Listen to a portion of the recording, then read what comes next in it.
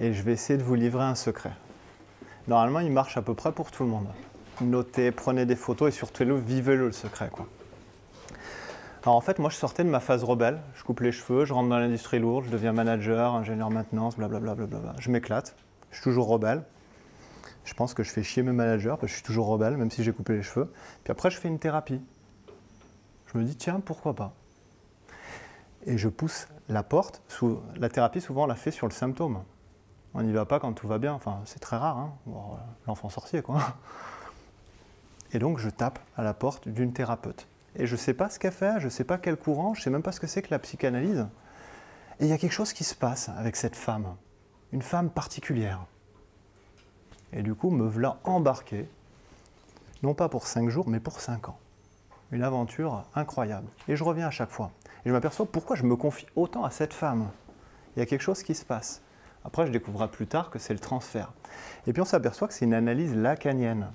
Il y a quelqu'un qui connaît Lacan? Ouais, si. C'est génial, c'est un marrant. En fait, elle me dit à un moment donné de ma thérapie, elle me fait « Lacan, ça vous plaire ?» Suggestion directe. Elle me le dit au bout d'1 an. Bah, moi, je vous aime bien, je sais pas si c'est Lacan, je vous aime bien. Je sais pas pourquoi je vous aime bien d'ailleurs, mais je vous aime bien. Ça s'appelle un transfert. Qu'est-ce que j'investis chez elle? Elle me fait « Lacan, ça va vous plaire, vous êtes ingénieur ?»« Ouais. Vous débrouillez bien dans l'industrie ?»« Ouais. Vous aimez à peu près votre métier ?»« Ouais. Bah, vous aimerez Lacan. » Ah, la hyène, elle m'a mis en mode culbuto. Vous êtes un garçon? Oui. Vous êtes ingénieur? Oui. Et où elle veut en venir? Elle est géniale, elle me fascine. Oui. Bah, vous allez aimer Lacan. C'est un peu ce que font les vendeurs. On vous met dans un IS7, on vous pose des suggestions. Et après, je fais, mais pourquoi? Pourquoi je vais aimer Lacan? Sous transfert, on vous dit un truc, quoi. Ben, elle me fait, parce qu'en fait, c'est comme les maths. Ah ouais, d'accord. Donc Lacan, c'est des maths. Et donc, je vais aimer. Qu'est-ce qu'elle vient de me projeter? Croyance, c'est que j'aime les maths parce que je suis ingénieur. Mais non. Peut-être que j'aimais la flûte à bec. C'est faux. Mais peut-être que j'aimais d'autres choses. J'aimais l'histoire, j'aimais la philo.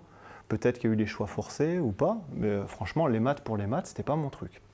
Donc là, me voilà lancé dans une analyse, j'aime bien la personne, donc je continue de payer, je reviens, il y a une promesse que ça va mieux se passer après. Après, c'est 5 ans, je pars au Brésil, là je fais un petit break. Il faut s'occuper quand même, hein. Quand on est au Brésil et qu'on arrive, la première chose qu'on voit, mamma mia, elles sont trop belles. Les tortues marines. Non, ce qu'on voit, c'est, on imagine du Brésil des clichés. On s'imagine des toupies guaranis, ils se baladent tous en kilt avec des plumes. Pas du tout. Moi, j'aurais aimé. Puis j'imaginais les favelas dans mon inconscient et tout. J'imaginais Lula, le super guerrier. J'étais à fond, quoi. Mon enfant rebelle, il fait, barre-toi au Brésil, tu vas t'éclater, puis tout va être résolu. Du coup, tu vas dans un autre pays, tu changes. Arrête l'analyse, hein. Ça te coûtait cher quand même. Même si tu l'aimais bien, elle a fait, bon, on va changer. Elle fait quand même, ton transfert que tu as compris, ce que tu investissais en moi, tu veux en faire quoi? Mais elle me le dit pas comme ça, elle me le dit un peu à la fourbe. Hein. Ouais, ce serait bien qu'on en fasse autre chose, quoi. Vous allez partir, vous êtes sûr que c'est pas une fuite? Bah non, ça fait 2 ans que je le programme. Mon départ avec vous, vous le saviez. Il y a peut-être quelque chose qui se joue. Hein. Et donc elle me dit, bah, moi je vous propose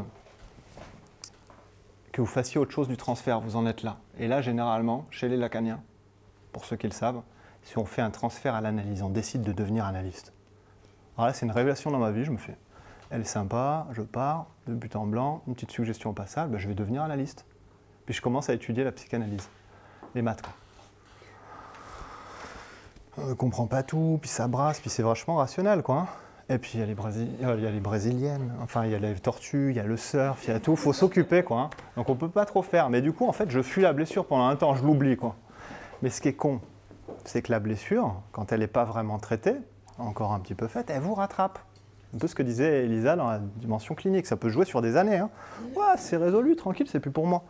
Et puis lui, l'inconscient, à un moment donné, il vous dit un déclencheur, un investissement libidinal, rien à voir avec la sexualité, hein, pas forcément. Hein.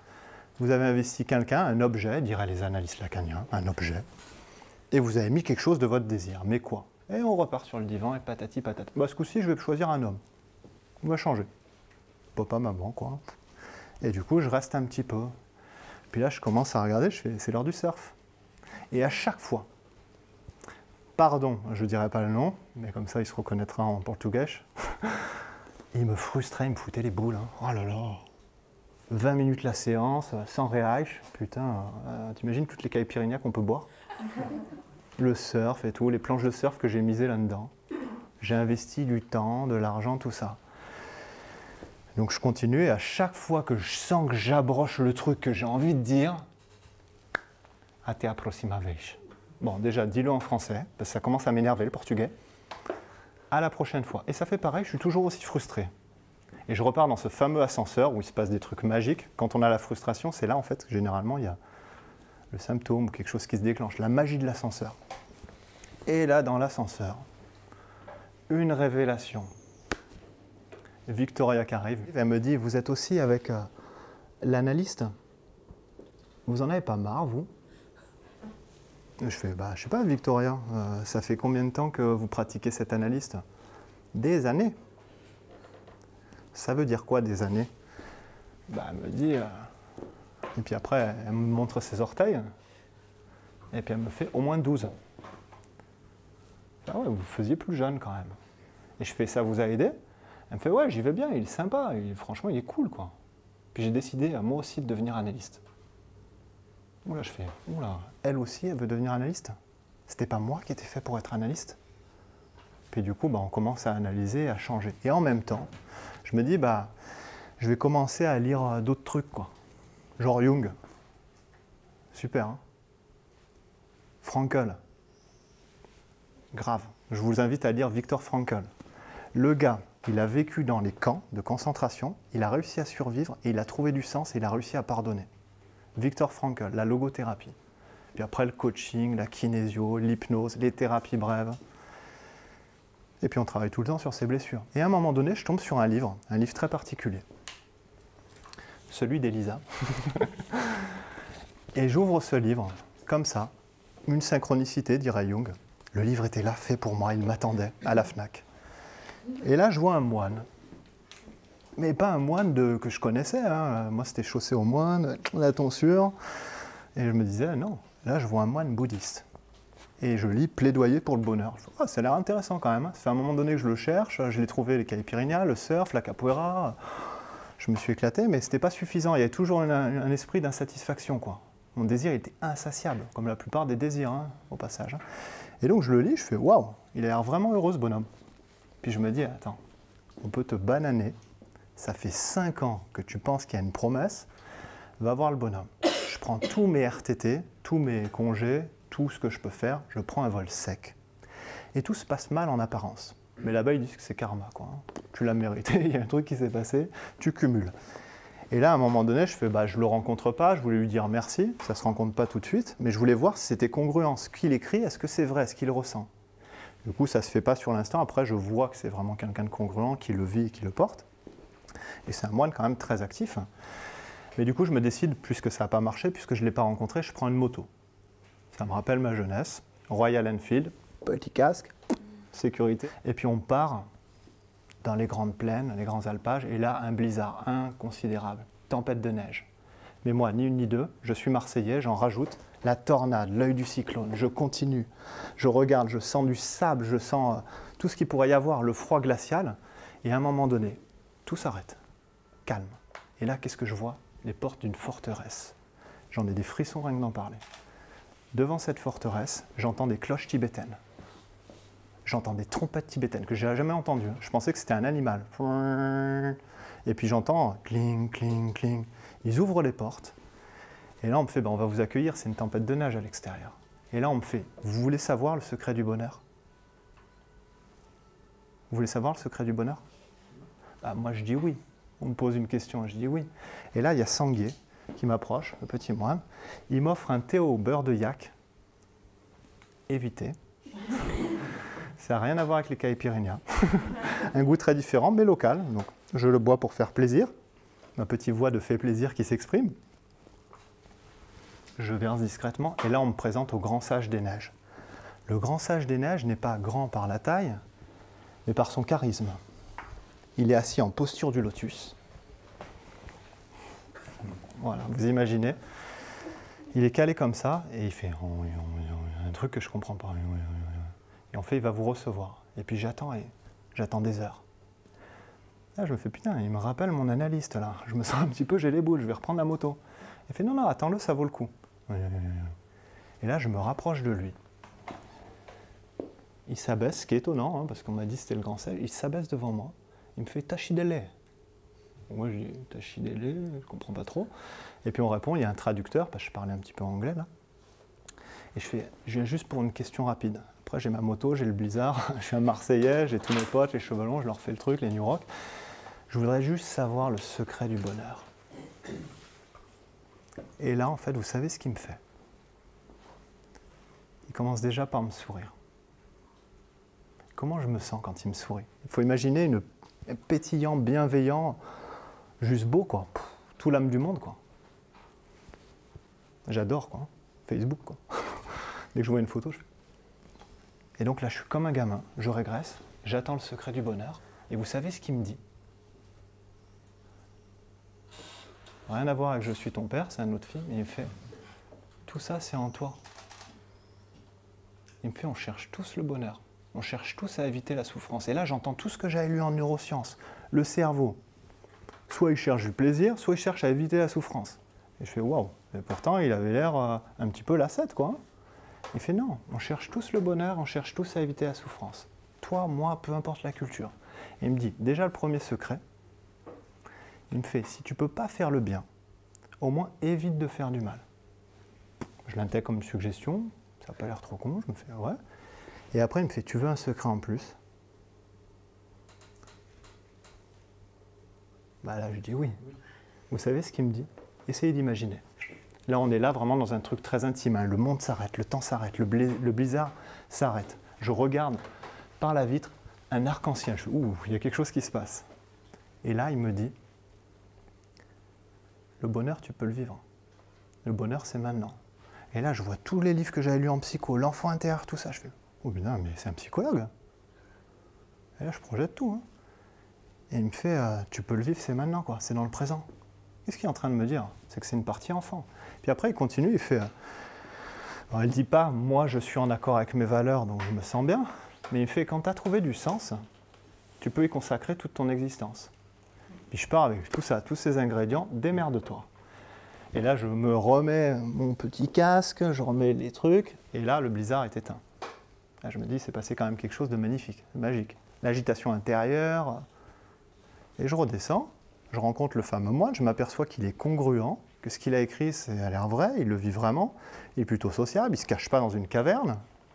Là, je me dis, il y a quelque chose qui se passe. Puis après, on rencontre des gens, Pierre Rabhi, des gens inspirants, des personnes qui libèrent les entreprises, des personnes qui donnent du sens. Et après, chaque fois qu'on les interroge, ces personnes qui vivent vraiment, qui vivent dans le bonheur, elles n'ont pas de théorie toute faite, en fait. Mais elles ont toutes quelque chose en commun. Quand on les analyse, quand on fait... un X-ray, je ne sais toujours pas le dire, une radio de leur ADN, c'est des personnes qui vivent alignées avec leurs valeurs. Si on revient ici, sur leur identité, elles ont travaillé sur leurs blessures, mais elles sont en accord profond avec leurs valeurs. À chaque fois que vous êtes en accord avec vos valeurs, que ce soit le sage tibétain, que ce soit la personne qui libère les entreprises, que ce soit le coach, que ce soit l'ingénieur en informatique, le chef de projet, s'il est heureux, c'est qu'il est en accord avec ses valeurs. On va avoir des émotions adossées à la joie. Dès qu'on va à l'opposé de ses besoins, c'est vraiment un secret, hein. Ça marche tout le temps, vérifiez-le. Hein. 100%, là je vous rembourse. Hein. Si vous apercevez que vous allez à l'opposé de vos valeurs et que vous êtes heureux, si c'est vraiment votre valeur, c'est qu'il y a un problème. Généralement, quand on va à l'opposé de ses valeurs, on a colère.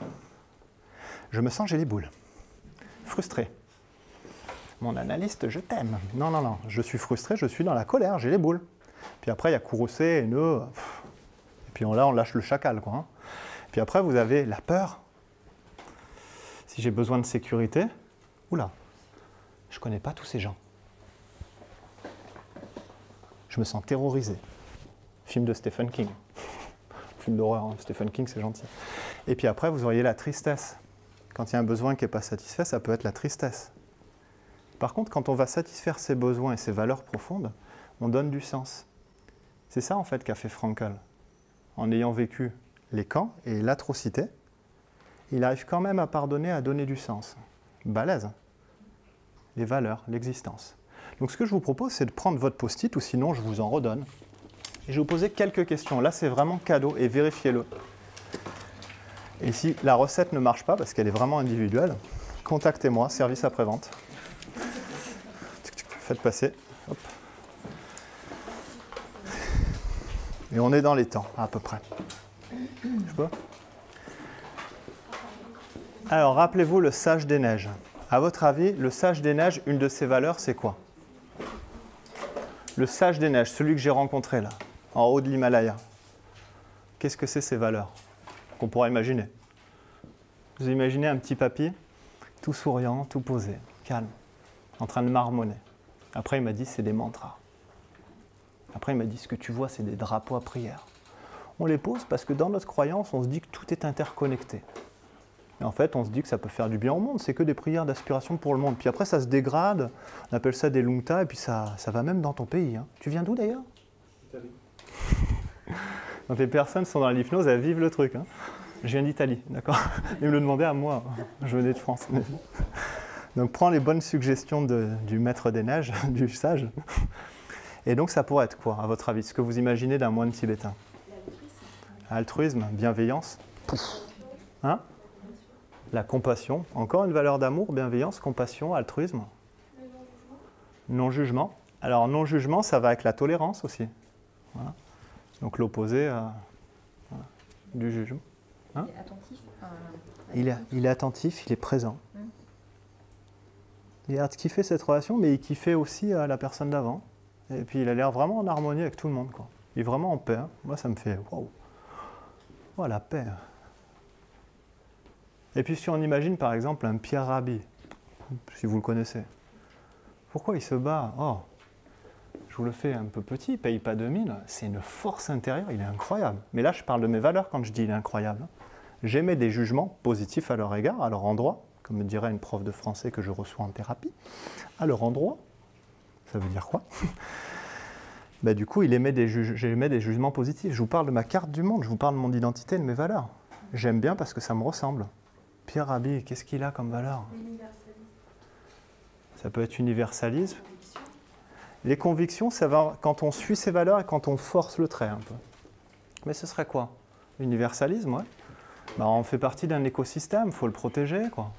Il y aurait quoi d'autre? La liberté, potentiellement, ouais.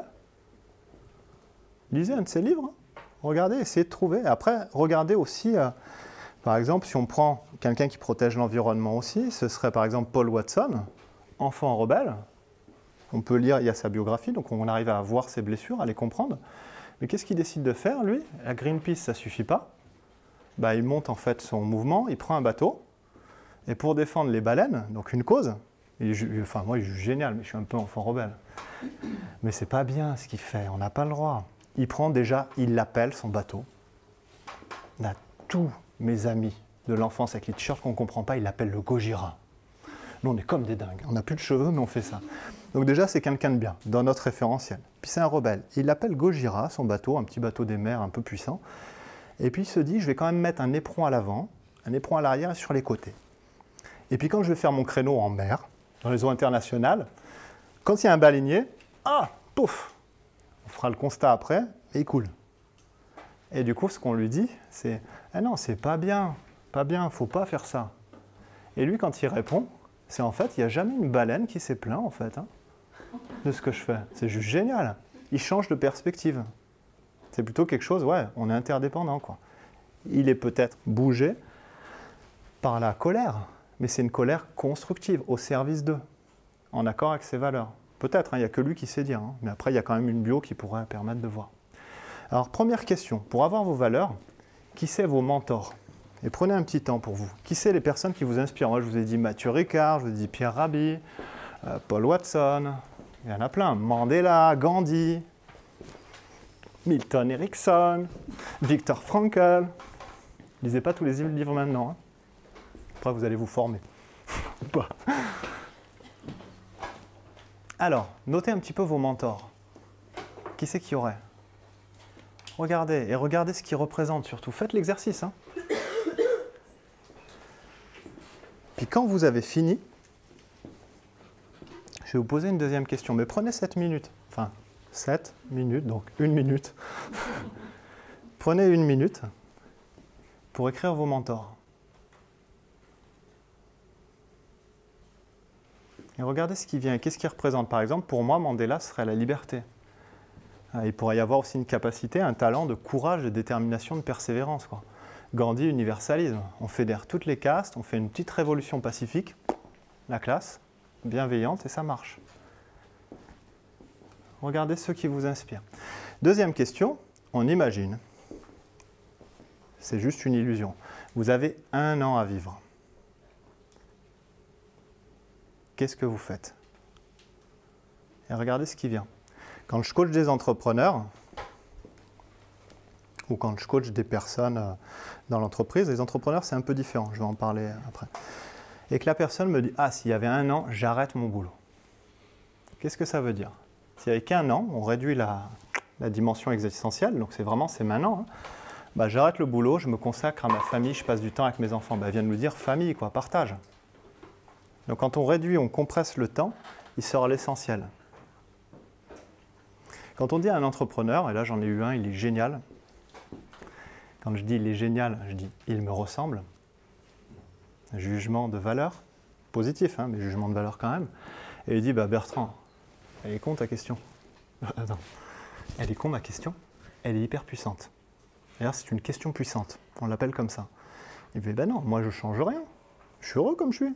Je fais une entreprise, ça a du sens, je vois ma famille le soir, j'ai mes amis pas loin, ça a du sens, ça va changer la France, au moins Lyon déjà, et après la France, voire l'international. Tout va bien, il continue. Donc ça veut dire qu'il est aligné. Donc vous avez noté ce que vous avez à faire? Du coup je parle et vous écrivez pas, quoi. Et puis une troisième question, pour la forme, on va la demander à un coach. Pose une question valeur, par exemple. La première qui te vient. Ou la deuxième. Ou la troisième.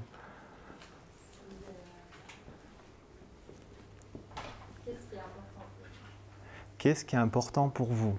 Et là, la personne, comme a dit un peu Elisa, les yeux, on lui parle de l'enfant intérieur, boum, elle devient lumineuse. Ah, bah j'adore jouer au rugby. Ok, pourquoi vous adorez jouer au rugby? Parce qu'en fait, on est avec les potes, on met de la bonne énergie, on se sent soudé. En fait, on s'entraide, solidarité. Après, on pourrait vous poser la question si vous avez 100 millions d'euros. C'est beaucoup d'argent, enfin dans mon référentiel. 100 millions d'euros, qu'est-ce que vous en faites? On retire tous les obstacles. Ah, je le ferai quand j'aurai de l'argent. Je le ferai quand je serai en sécurité. La sécurité garantit à vie, voire des vies. Qu'est-ce que vous faites de cet argent? Observez, regardez-le. C'est des vraies questions, hein.